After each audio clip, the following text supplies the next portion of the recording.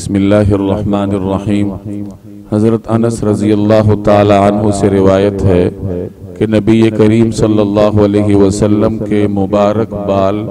کانوں کے نصف حصے تک پہنچتے تھے۔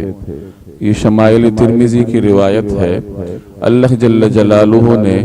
رسول اللہ صلی اللہ علیہ وسلم کو بے مثال جمال عطا فرمایا تھا،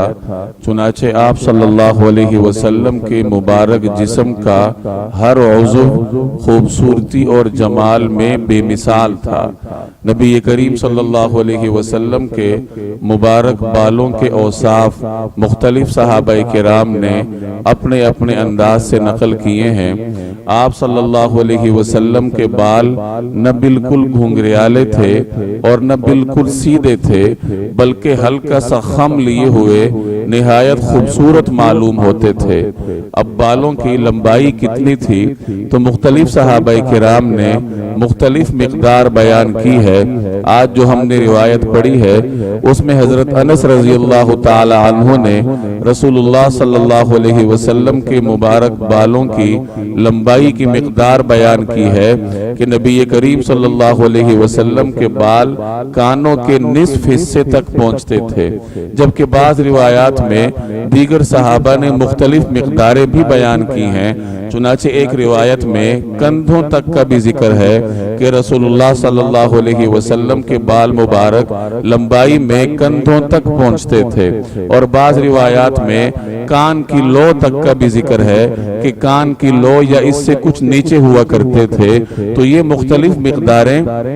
مختلف صحابہ کرام نے اپنے انداز سے بیان کی ہیں، اور اس اختلاف کی وجہ یہ ہے کہ نبی کریم صلی اللہ علیہ وسلم کے مبارک بالوں کی مقدار مختلف اوقات میں مختلف ہوا کرتی تھی۔ کبھی کان کے درمیانی حصے تک، کبھی کان کی لو تک، کبھی کان کی لو سے نیچے کندھوں تک بھی ہوا کرتے تھے۔ تو جس صحابی نے جناب رسول اللہ صلی اللہ علیہ وسلم کو جس حالت میں دیکھا اس نے وہی حالت روایت کر دی۔ یہ بات ثابت ہے کہ نبی کریم صلی اللہ علیہ وسلم نے چند مرتبہ اپنے بالوں کو منڈوایا بھی ہے۔ اب جس صحابی نے بال منڈوانے کے کچھ عرصے کے بعد دیکھا تو اس نے بال کچھ چھوٹے دیکھے، جس نے اس کے بعد دیکھا تو اس نے نبی کریم صلی اللہ علیہ وسلم کے بال مبارک لمبے دیکھے ہوں گے۔ تو اپنے اپنے انداز سے صحابہ نے روایت کی ہے، اور بعض محدثین یہ فرماتے ہیں ان تمام روایات کو جمع کرتے ہوئے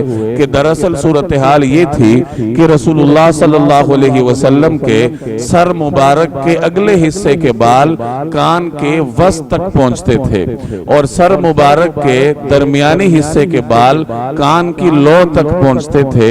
اور سر مبارک کے پچھلے حصے کے بال کان کی لو سے نیچے کندھوں تک پہنچتے تھے۔ تو مختلف صحابہ کرام نے اپنے انداز سے جناب رسول اللہ صلی اللہ علیہ وسلم کے مبارک بالوں کی مقدار کو بیان کیا ہے۔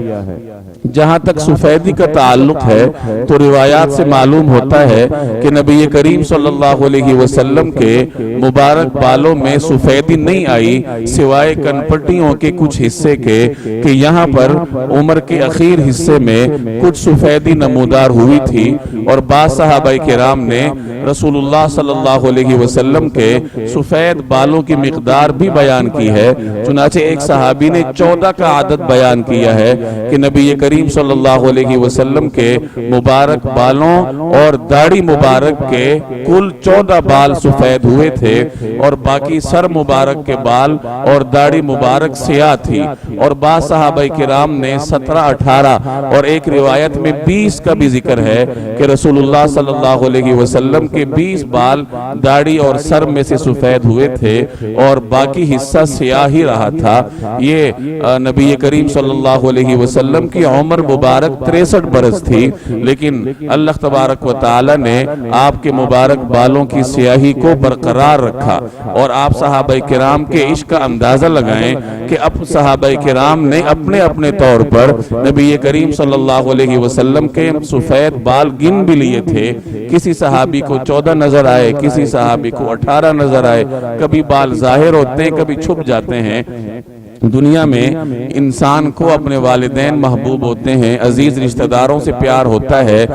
لیکن کبھی آپ نے نہیں دیکھا ہوگا کہ ایک بیٹے نے دیکھا ہو کہ میرے باپ کے سر کے کتنے بال سفید ہیں یا میرے دادا کے سر کے کتنے بال سفید ہیں۔ یہ صحابہ کرام کا عشق تھا کہ وہ نبی کریم صلی اللہ علیہ وسلم کی ہر ادا پر اس قدر غور کرتے تھے کہ انہوں نے اس چیز کا بھی جائزہ لیا کہ جناب رسول اللہ صلی اللہ علیہ وسلم کے سر مبارک کے کتنے بال سفید ہوئے ہیں۔ اللہ تبارک و تعالی مجھے اور آپ کو بھی صحابہ کرام کے اس عشق کا ایک حصہ عطا فرمائے۔